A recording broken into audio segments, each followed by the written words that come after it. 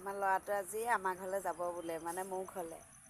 পেহীয়েকৰ ঘৰলৈ যাব, পেহী বুলি মাতে দেই। সেইকাৰণে দাঁত ঘঁহিছে শোৱাৰ পৰা উঠি। দাঁত ক'ত ঘঁহিছে দিছে নাই? এই লেট্ৰিনৰ টেংকীৰ ওপৰত বহি লৈছে, চাওক। এইটো লেট্ৰিনৰ টেংকী দেখিছে?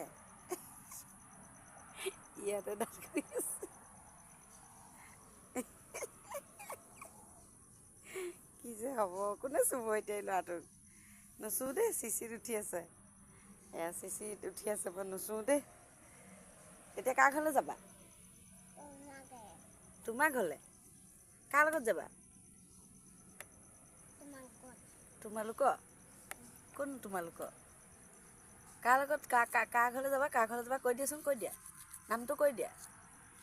মোক কি বুলি মাতা কৈ দিয়া।